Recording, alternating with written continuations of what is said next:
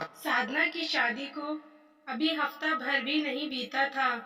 उसकी सास, देवर, ससुर सबने उसको तंग करना शुरू कर दिया था।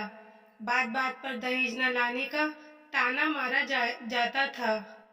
उसके हर काम में कमी निकाली जाती थी और जब वो इन सब चीज़ों की शिकायत अपने पति से करती थी तो वो छूटते ही कहते थे कि ऐसा तो हर जगह होता है, ससुराल में रहना पड़ेगा तो ये सब सहना पड़ेगा। बेचारी साधना खामोश हो जाती थी। एक दिन साधना अपने कमरे में बैठी रो रही थी तो उसकी छोटी ननद उसके पास आई और बोली, भाभी आप अपने माता पिता से इस बारे में बात करिए, कब तक सहेंगी? मुझे बहुत बुरा लगता है ये सब देखकर, मगर मैं घर में छोटी हूँ, मेरी सुनता भी कौन है। सिमी की बातों को सुनकर ऐसा लगा कि हाँ, यहाँ मेरा कोई अपना भी है। अब मैं हर बात सिमी से शेयर करती थी। सिमी अपने घर में सबकी लाडली थी। छोटी होने की वजह से सब उसको बहुत प्यार करते थे। एक दिन तो हद ही हो गई। मैंने खाने में मटर पनीर बनाया, उसमें थोड़ा नमक ज्यादा हो गया। जब सब खाना खा रहे थे तो मेरी सास ने कहा कि ये क्या जहर बनाया है, अगर तुझे खाना नहीं आता बनाना तो कह दे, तेरे लिए हम नौकरानी रख देंगे। उनके इस तंज भरे अंदाज जब मुझसे बर्दाश्त नहीं हुआ तो मैंने कहा कि हाँ, रख दीजिए कामवाली, मुझे सुकून तो मिलेगा। इतना सुनना ही था, सास मुझ पर बरस पड़ी। उन्होंने अपने बेटे को इतना चढ़ाया कि उन्होंने मेरे मुंह पर थप्पड़ों की बौछार कर दी। उस दिन ऐसा लगा जैसे अब इस दुनिया में मेरे रहने का कोई फायदा नहीं। मैंने सोच लिया कि मैं खुदकुशी कर लूंगी, लेकिन मुझे अपने बाबू की बात हमेशा याद रहती थी कि परिस्थितियों का डटकर मुकाबला करना, कभी हार ना मानना। बस फिर मैंने अपने कदम पीछे कर लिए। एक दिन मेरे छोटे भाई राहुल का फोन आया। बोला, दीदी मेरी पुलिस में जॉब लग गई है, मैं क्वालिफाइड हो गया। सुनकर मन को बहुत खुशी हुई।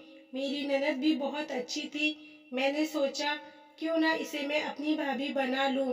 अब भाई की भी नौकरी भी इतनी अच्छी है, ये लोग चाहकर भी मना नहीं करेंगे। मेरे माँ बाबूजी ने हमारे घर ये रिश्ता भिजवाया।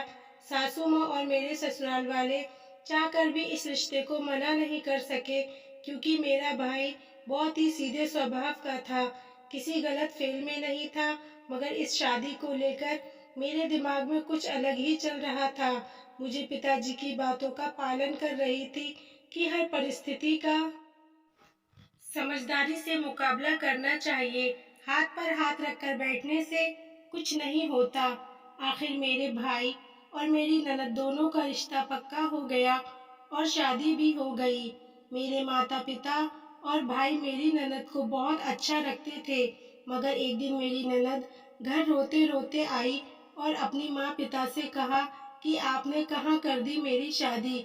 रात दिन मेरे ससुराल वाले दहेज का ताना मारते हैं, बात बात पर जलील करते हैं और आज तो हद ही हो गई। मेरे पति राहुल ने अपनी माँ के कहने पर मेरे ऊपर हाथ भी उठा दिया। इतना सुनना ही था कि मेरे पति और सास ससुर आग बबूला हो गए और बोले, हम पुलिस में शिकायत करेंगे। मैंने भी तंज भरे अंदाज में कहा कि ससुराल में अगर रहना है तो ये सब सहना पड़ेगा। मेरे पति बोले, तुम जानती नहीं, ये हमारी इकलौती बहन है, कितने नाजों से पाला है हमने इसको, अब ये अपनी ससुराल नहीं जाएगी। मेरे पति का इतना कहना ही था कि मेरी ननद ने जोर से ताली बजाई और बोली, वाह क्या बात है, जब खुद की बहन पर पड़ी तो पता चला, और जो तुम आज तक भाभी के साथ करते आए उसका क्या, वो तो मायके में कभी नहीं रही, न ही पुलिस में शिकायत करी। और क्या दर्द इकलौती को होता है जिसकी दो तीन बहनें हो, क्या उनको दर्द नहीं होता।